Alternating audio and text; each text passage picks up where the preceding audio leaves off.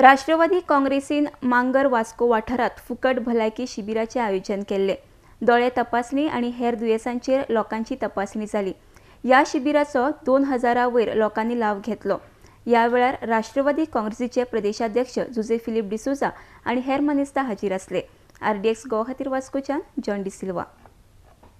काल free medical camp लायक दोळे check करून ताका फ्री वॉकलां दिवप, ताची डायबिटीज चेक करून ताका प्रिस्क्रिप्शन बरोवन दिवप, तशेंच दाम चेक करून हे सगळे मेडिकल आयज आमी फ्री ताका केले।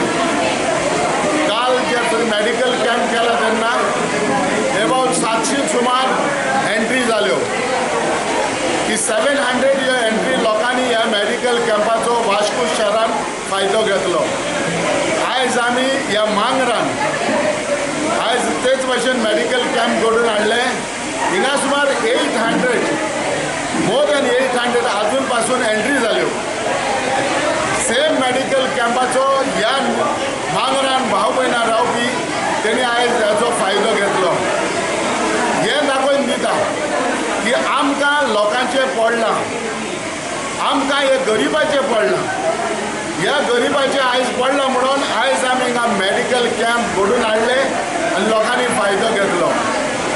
पूण ज्या गव्हर्मेंटान आयज हेल्थ कार्डां करून दिल्लीं, त्या हेल्थ कार्डाचेर आयज पासून कोणाकूय खंयच्याय ह्या सिटीजनाक खंयच्याय भाव भयणाक ह्या कार्डांचो कसलोय फायदो जावंक ना। तांचे लागीं 300 घेवन 300 रुपया घेवन ताका कार्डां दिलीं आनी कार्डां दिवन जेन्ना ते हॉस्पिटलान गेले तेन्ना ताका निराश जावन परत येवचें पडलें।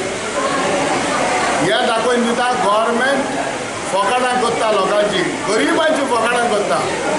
पूण आयज आमी हीच सुविधा हे ज्या लोकांक भाव भयणाक हॉस्पिटलान वचपाक शकना, 100 रुपया ते मोडपाक फाटीं रावता, हे पासून आमी इश्टाक ताच्या घरा लागीं येवन ताका ही सुविधा आयज आमी तांकां दिली। When we have done the medical camps all over Goa, we have shown the response that is come to us.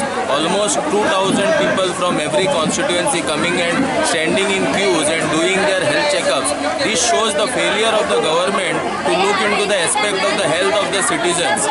Whatever DDSSY cards that they have done, in our previous press conference we have already contempted that they are not being used in many hospitals.